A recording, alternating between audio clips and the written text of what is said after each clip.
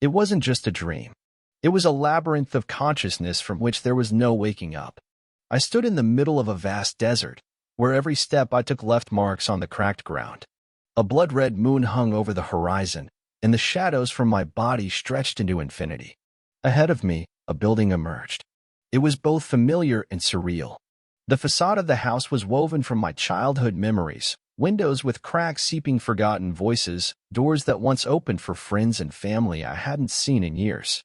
But the most terrifying part was the staircase. It grew from the foundation of the house like bones pushing through the skin. Each step breathed, pulsed, as if it were part of a living organism. I could feel it beneath my feet. Every step sent echoes of pain reverberating through my head. I took the first step, and everything around me changed. The walls of the house parted, revealing endless corridors filled with shadows. With each step, these shadows took on the shapes of people I once knew. They stood silently, watching me with hollow eyes. On the fourth step, I saw my childhood. I was holding my mother's hand, and she smiled the way she used to when everything was simple and clear. I tried to reach out to this memory, but it evaporated into the air like smoke. I climbed higher, and with each step, it became harder to breathe. The air thickened, as if each step demanded a part of my past in exchange for the ability to ascend further. After the 20th step, the walls around me began to close in, compressing the space. I looked back. The stairs had vanished. Below me, only emptiness. I was doomed to move forward. Ahead, I saw doors. They were covered in cobwebs and thick layers of dust, as if they hadn't been opened in centuries. I reached out to the handle, and a cold, prickly energy surged through my skin. It felt as if I were touching my own fear. I opened the door. And then I understood. There was no way back. I stepped through the door, and the sensation of falling gripped me instantly. My body was weightless, suspended in the void, as if gravity itself had lost its grasp. Around me, fragments of memories floated like shards of glass, faces, places, words spoken and left unspoken. They drifted past, some cracking upon impact with invisible walls, shattering into dust. I spun around, but there was nothing but the void and the fractured reflections of my life. The whisper grew louder, overlapping with echoes of my own voice, distorted and stretched out as if time itself was unraveling. I remember.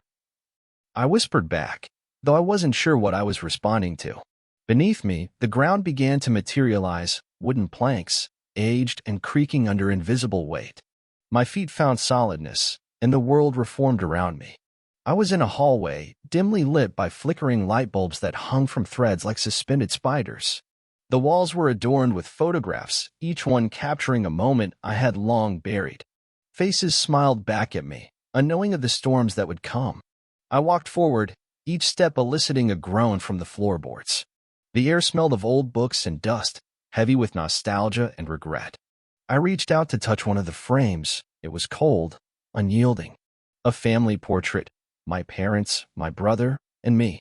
I looked happy, untouched by the weight of the years that followed. I blinked, and the faces in the photograph changed. Smiles turned to frowns, eyes became hollow. I stepped back, heart pounding. At the end of the hallway, another door awaited. Its surface was smooth, untouched by time, and engraved with symbols I couldn't understand. My hand hesitated over the handle, trembling with anticipation and fear.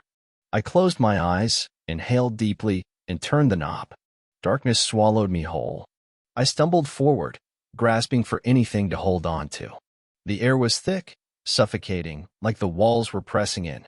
A light flickered ahead, barely illuminating the outlines of yet another staircase. These steps were different, narrower, spiraling upwards, vanishing into shadows. I climbed, each step resonating with the pulse of my heartbeat. Faster, harder. I didn't dare look back. The whispers were getting louder, filling the space behind me. They whispered my name, called out regrets I had long silenced. My feet ached, but I pressed on, driven by a force I couldn't name. Finally, I reached a landing.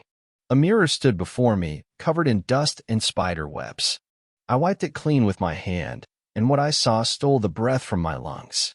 My reflection stared back, not as I was, but as I could have been.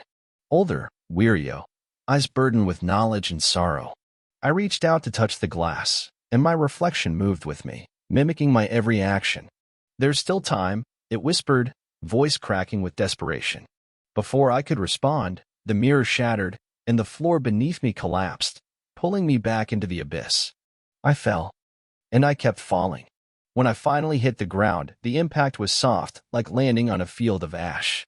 I pushed myself up, brushing off the dust that clung to my skin. My surroundings had shifted once more. I stood in a garden, but not the kind you'd expect.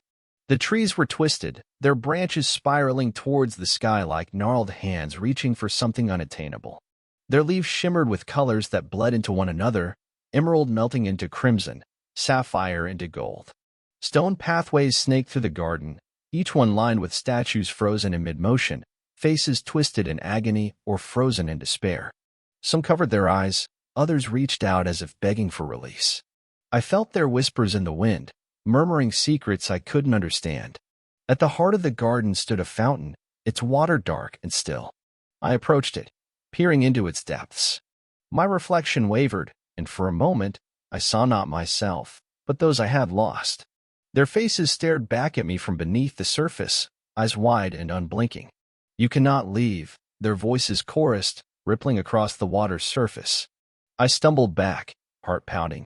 Beyond the fountain, another staircase awaited, spiraling upwards into a canopy of shadows. Without hesitation, I stepped onto the first stair. I climbed,